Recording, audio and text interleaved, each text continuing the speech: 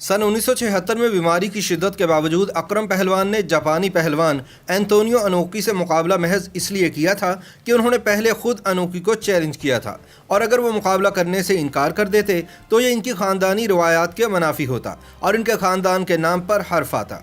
चुनाचे उन्होंने बीमारी के बावजूद अनोकी से मुकाबला करने का फैसला किया। 12 दिसंबर सन 1976 को मशहूर ज़माना भोलू पहलवान के ख़ानदान से ताल्लुक़ रखने वाले अकरम पहलवान जब नेशनल स्टेडियम कराची में जापानी पहलवान एंटोनियो अनोकी से मुकाबले के लिए रिंग में उतरे तो हज़ारों की तादाद में मौजूद जज्बाती शायकीन को सिर्फ उस मंजर का इंतजार था जब अकरम पहलवान एक ही दाव में अपने जापानी हरीफ को चित कर दे। लेकिन कोई नहीं जानता था कि अकरम पहलवान उस वक्त जिस्मानी और जहनी तौर पर इस काबिल ही न थे कि अनोकी का भरपूर तरीके से मुकाबला करते।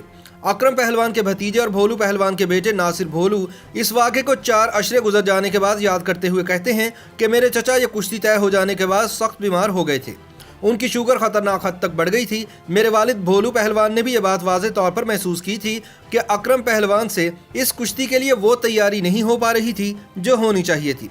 वो पूरी तवानाई से वर्जिश नहीं कर पा रहे थे। जब पूछा गया कि अगर अकरम पहलवान की ऐसी बुरी हालत हो गई थी तो उन्हें कुश्ती से रोका क्यों नहीं गया और मुकाबला मनसूख क्यों नहीं किया गया, तो नासिर भोलू ने बताया कि दरअसल अनोकी और बॉक्सर मोहम्मद अली के दरमियान होने वाले मुकाबले के बाद मेरे चचा ने ही अनोकी को लड़ने का चैलेंज दिया था। अब अगर वह मुकाबला करने से मना कर देते तो ये हमारी ख़ानदानी रवायात के मुनाफी बात होती। वो अपने चैलेंज से पीछे हटने के लिए तैयार नहीं थे, इसीलिए मुकम्मल सेहतमंद ना होने के बावजूद उन्होंने रिंग में उतरने का फैसला किया। नासिर भोलू इस बात को बहरहाल फ़खरिया तौर पर बयान करते हैं कि उनके चचा ने इस हालत में भी अनोकी का डटकर मुकाबला किया और मुकाबले को तीसरे राउंड तक ले जाने में कामयाब रहे थे। आम ख्याल ये जाहिर किया जाता है कि इस कुश्ती में दोनों पहलवानों का कोई मुकाबला नहीं था, क्योंकि उस वक्त अनोकी की उम्र 33 साल थी जबकि अकरम पहलवान 43 साल के हो चुके थे। रुस्तम जमां गामा पहलवान पर सन 1962 में शाया होने वाली किताब में फ़हीमुद्दीन फ़हमी अकरम पहलवान की तारीख पैदाइश सन 1933 बताते हैं।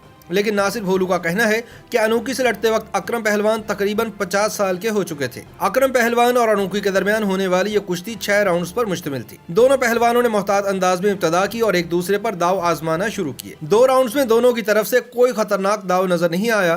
तीसरे राउंड का आगाज हुआ, लेकिन दूसरे ही मिनट में मुकाबला उस वक्त रोक दिया गया जब अनोकी के आर्म लॉक ने अकरम पहलवान को बच निकलने का मौका नहीं दिया। इस दौरान अकरम के कॉर्नर से इनके भाई और दीगर साथी रिंग में दाखिल हो गए। इस मौके पर दोनों जानिब से खासी गर्मा गर्मी देखने में आई, जिस पर अनोकी ने, जो खासे पुरसुकून नजर आ रहे थे, इशारे से अपने साथियों को रिंग से बाहर जाने के लिए कहा। अनोकी हाथ फिजा में बुलंद करके अपनी जीत का ऐलान कर रहे थे और इसके बाद शायकीन की तरफ हाथ लहराते हुए वो रिंग से नीचे उतरे और चले गए। दूसरी जानिब अकरम पहलवान टीवी कैमरे के सामने अनोकी पर मनफी अंदाज इख्तियार करने का इल्जाम आयद कर रहे थे। अनोकी और अकरम पहलवान की यह कुश्ती टीवी पर बराह रास्त दिखाई गई थी। इस कवरेज के निगरान पाकिस्तान टेलीविजन के सीनियर प्रोड्यूसर अतर वकार अजीम थे। वो कहते हैं कि एसएम नकी के अलावा हमारे डायरेक्टर मसलहुद्दीन और जुबैर साहब इस मुकाबले की कमेंट्री कर रहे थे। इस मौके पर जापानी टेलीविजन के लोग भी आए हुए थे। उन्हें हमने लाइव कवरेज फराहम की थी। ये कवरेज 6 कैमरों से की गई थी और कोशिश की गई कि कोई भी लम्हा नजर से ना रह जाए, लेकिन यह मामला ज्यादा देर जारी न रह सका। अकरम पहलवान के चचा रुस्तम जमां गामा पहलवान थे, जबकि इनके वालिद इमाम बख्श पहलवान रुस्तम हिंद थे।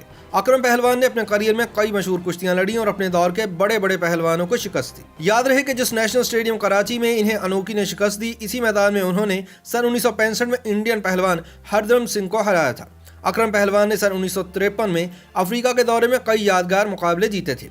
कीनिया में उन्होंने वहां के चैंपियन महिंदर सिंह को भी शिकस्त दी थी। इसी दौरे में अकरम पहलवान ने युगांडा के सबसे ताकतवर पहलवान ईदी अमीन को भी शिकस्त से दोचार किया था, जो बाद में युगांडा के सदर बने थे। अकरम पहलवान अपने करियर में सिर्फ 4 पहलवानों से हारे, जिनमें लाहौर के काला पहलवान, ऑस्ट्रेलिया के बिग बिल वर्ना, डेनमार्क के एंटन और जापान के अनोकी शामिल है। ताहम अनोकी से होने वाली कुश्ती इनके करियर का आखिरी मुकाबला साबित हुई। कहा जाता है कि अकरम पहलवान ने अपने आखिरी अय्याम बहुत तकलीफ में गुजारे। इलाज के लिए इन्हें इंग्लैंड और इंडिया के अस्पतालों में भी दाखिल होना पड़ा, लेकिन शुगर का मर्ज इतना बढ़ गया था कि इनकी टांग भी काट दी गई। इनकी वफात 12 अप्रैल सन 1987 को लाहौर में हुई।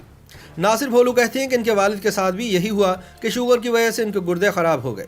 अनोकी ने अकरम पहलवान को हराने के बाद भोलू पहलवान के बेटे नासिर भोलू को जापान आने की दावत दी थी और इस सिलसिले में इनके प्रमोटर को खत भी लिखे थे, लेकिन भोलू पहलवान ने अपने बेटे को इसकी इजाजत नहीं दी थी। लेकिन बाद में अनोकी झारा पहलवान के भतीजे और असलम पहलवान के पोते हारून आबिद को अपने साथ जापान ले गए ताकि वो वहाँ तालीम हासिल करने के साथ साथ पहलवानी की जदीद तरबियत भी हासिल कर सकें। YouTube पर गूगली न्यूज देखने के लिए youtube.com की सर्च बार में गूगली न्यूज टीवी टाइप करें। गूगली न्यूज के पेज पर सुर्ख रंग के सब्सक्रिप्शन वाले बटन पर क्लिक करना ना भूलिए। YouTube पेज पर अपलोड होने वाली वीडियो से बाखबर रहने के लिए बेल आइकन पर क्लिक कीजिए। आपको हर नई वीडियो के बारे में नोटिफिकेशन मौसूल हो जाएगा।